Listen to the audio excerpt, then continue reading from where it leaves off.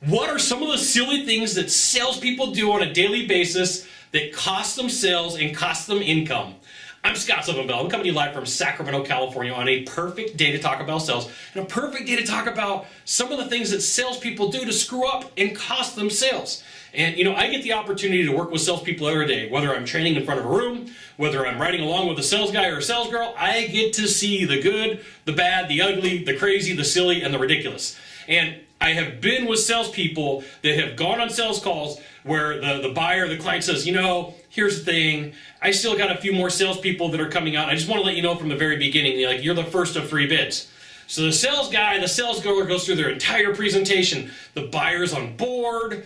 The buyer looks like they're ready to move forward from my perspective, because remember, I'm in the pilot or the co-pilot seat going, what's going on here? And so they get to the close. And the salesperson, out of nervous energy, looks around and goes, well, I know that you're getting 2 more bids, so why don't we do this? Why don't you get your 2 more bids, and why don't you call me back? And the buyer's like, okay, yeah, let's go ahead and do that. They were ready to buy.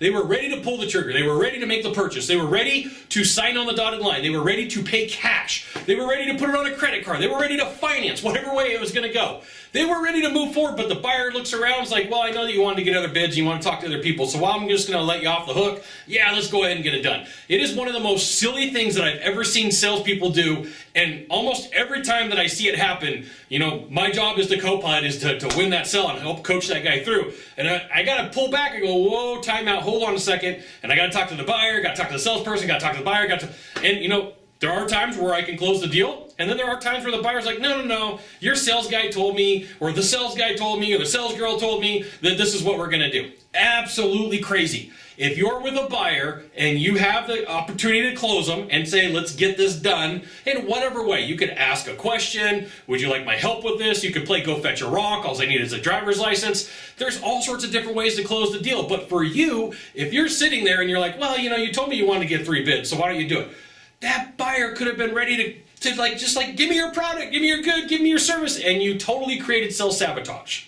So I wanted to give you a warning. This is a crazy, absolute insane thing that I see salespeople do sometimes when I write. Well, I'm not going to say it's all the time, but I see it happen enough that you got to know about it. It's one of those things you have to be aware of. If you're doing this in the sales process, there's something wrong. Got to figure out what that something is so you can go out and close more sales and make more money. There you go. Now, if you could do a small favor for me in the box down below, leave a comment, question, or story, that would be fantastic. To the right, to the left, there is a subscribe button. You know what you got to do. You got to subscribe. And then last off, you can send it out to all your friends via StumbleUpon, Facebook, Twitter, Google+. Why not even LinkedIn? Sylvan Bell. We'll see you soon. Thanks for watching. Aloha.